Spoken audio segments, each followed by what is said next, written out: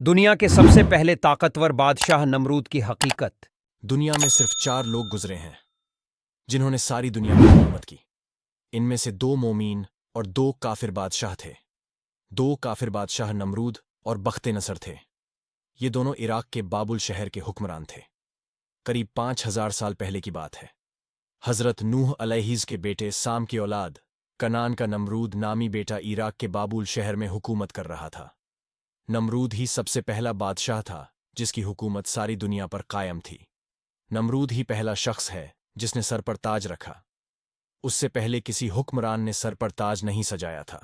نمرود کے محل اور راجدھانی بابل میں ڈھیروں بت تھے، جس میں نمرود کا بت سب سے اونچا اور عالیشان تھا۔ باقی دیوی دیوتاؤں کی مورتیاں چھوٹی تھیں۔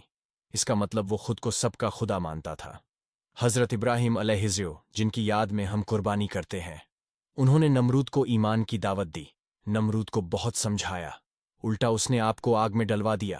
حضرت ابراہیم علیہ السلام آگ میں بھی نہ جلے۔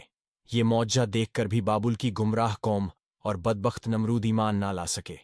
اس حادثے کے بعد ابراہیم علیہ السلام نے بابل شہر چھوڑ دیا۔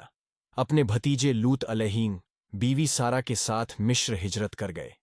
سرکش نمرود نے سوچا، ساری دنیا میں تو میری حکومت ہے، کیوں نہ اللہ سے جنگ کر کے آسمان پر بھی قبضہ کیا جائے۔ نمرود نے بابل شہر کے باہر آسمان سے باتیں کرتی ایک بہت اونچی مینار تعمیر کروائی اور ماج اللہ رب العالمین کو جنگ کے لیے للکارا۔ اللہ ہر کسی سے گفتگو تھوڑی نہ کرتا ہے۔ نمرود نے لوگوں کو بھڑکایا، دیکھو میرے للکارنے پر بھی خدا نے جنگ نہیں کی، لہٰذا میں ہی خدا ہوں۔ یہ دیکھ کر بابل کی عوام نمرود کو خدا مان کر سجدہ کرنے لگی۔ جنگ کے لیے للکارنے پر اللہ نے نمرود کے محل میں فرشتے کو نصیحت کے لیے بھیجا۔ ظالم نمرود نے نصیحت پر کان نہ دھرے، الٹا گھمنڈ میں آ کر اللہ اور فرشتوں سے جنگ کا اعلان کرنے لگا۔ فرشتے نے اسے 3 دن کی مہلت دی تاکہ نمرود جنگی ساز و سامان اکٹھا کر سکے۔ 3 دن بعد نمرود، جو ساری دنیا کا بادشاہ تھا، دنیا کے کونے کونے سے فوجیں اکٹھا کر کے میدان میں آ ڈٹا۔ اللہ ایسے ظالموں سے بدلے لینے کو لیے جو گھمنڈی اور سرکش ہوتے ہیں، اپنے طاقتور فرشتوں کو نہیں بھیجتا، بلکہ اپنی سب سے کمزور شے کو بھیجتا ہے تاکہ گھمنڈی کا گھمنڈ چور چور ہو سکے۔ لہٰذا اللہ نے نمرود کے لشکر کا سامنا کرنے کے لیے مچھروں کی فوج بھیج دی۔ کروڑوں اربوں مچھروں نے چند گھنٹوں میں نمرود کی تمام فوج کا سارا خون چوس لیا، جسم میں گوشت بھی باقی نہ چھوڑا۔ نمرود کی ساری فوج مچھروں کے حملے سے ماری گئی۔ مچھروں میں سے ایک لنگڑے مچھر کو اللہ نے حکم دیا کہ جاؤ، نمرود کی ناک کے راستے اس کے دماغ میں داخل ہو جاؤ۔ اللہ کے حکم سے لنگڑا مچھر نمرود کے دماغ میں گھس گیا۔ لنگڑے مچھر نے نمرود کے دماغ کی نسوں میں ٹھکانہ بنا لیا۔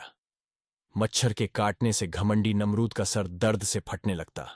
وہ درباریوں اور نوکروں سے اپنے سر پر جوتے پٹواتا تاکہ اسے سر درد میں راحت ملے۔